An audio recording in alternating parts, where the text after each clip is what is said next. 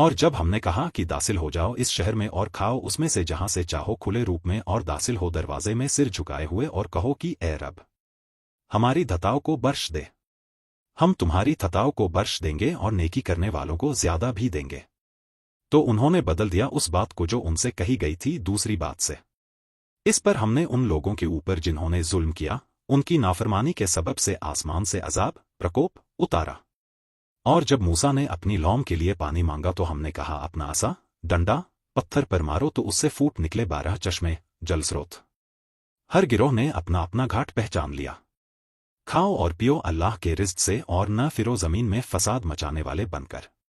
اور جب تم نے کہا موسیٰ ہم ایک ہی قسم کے کھانے پر ہرگز صبر نہیں کر سکتے، اپنے رب کو ہمارے لیے پکارو کہ وہ نکالے ہمارے لیے جو اگتا ہے زمین سے ساگ ککڑی گیہوں مسور پیاز۔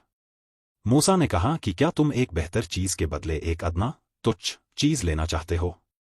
کسی شہر میں اترو تو تمہیں ملے گی وہ چیز جو تم مانگتے ہو، اور ڈال دی گئی ان پر ذلت اور محتاجی اور وہ اللہ کے غضب کے مستحق ہو گئے۔ یہ اس وجہ سے ہوا کہ وہ اللہ کی نشانیوں کا انکار کرتے تھے اور نبیوں کو ناحق قتل کرتے تھے۔ یہ اس وجہ سے کہ انہوں نے نافرمانی کی اور وہ حد پر نہ رہتے تھے۔ تفسیر: یہود پر اللہ تعالیٰ نے خصوصی انعامات کیے، اس کا نتیجہ یہ ہونا چاہیے تھا کہ وہ خدا کے شکر گزار بندے بنتے، مگر انہوں نے اس کے وپریت عمل کیا۔ ایک بڑا شہر انہیں دے دیا گیا اور کہا گیا کہ اس میں داخل ہو تو فاتحانہ تمکنت وجے اہنکار سے نہیں بلکہ عزت ونمرتا کے ساتھ اور اللہ سے معافی مانگتے ہوئے، مگر وہ اس کے بجائے تفریحی باتیں کہنے لگے۔ انہیں من اور سلوا کی قدرتی غذائیں دی گئیں تاکہ وہ جیوکا کی جد و جہد سے مکت ہو کر اللہ کے حکموں کے پالن میں زیادہ سے زیادہ مشغول ہوں، مگر انہوں نے چٹپٹے اور مسالے دار کھانوں کی مانگ شروع کر دی۔ انہوں نے دنیا میں ضرورت پر قناعت سنتوش نہ کر کے لذت بھوگ ولاس کی تلاش کی۔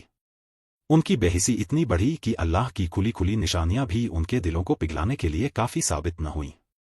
ان کی تنبیہ سچیت کرنے کے لیے جو اللہ کے بندے اٹھے ان کو انہوں نے ٹھکرایا یہاں تک کہ مار ڈالا۔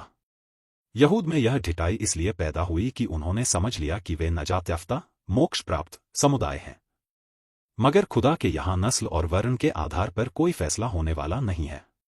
ایک یہودی کو بھی اسی خدائی قانون سے جانچا جائے گا جس سے ایک غیر یہودی کو جانچا جائے گا۔ جنت اسی کے لیے ہے جو جنت والے عمل کرے، نہ کہ کسی وشیش نسل یا سمودائے کے لیے۔ زمین کے اوپر شکر صبر تواضع ونمرتا اور قناعت سنتوش کے ساتھ رہنا زمین کی اصلاح سدھار ہے۔ اس کے وپریت ناشکری بے صبری گھمنڈ اور حرص کے ساتھ رہنا زمین میں فساد برپا کرنا ہے، کیونکہ اس سے خدا کا قائم کیا ہوا فطری نظام سہج سوابھاوک ویوستھا ٹوٹتا ہے۔ یہ حد سے نکل جانا ہے، جبکہ خدا یہ چاہتا ہے کہ ہر ایک اپنی حد کے اندر عمل کرے۔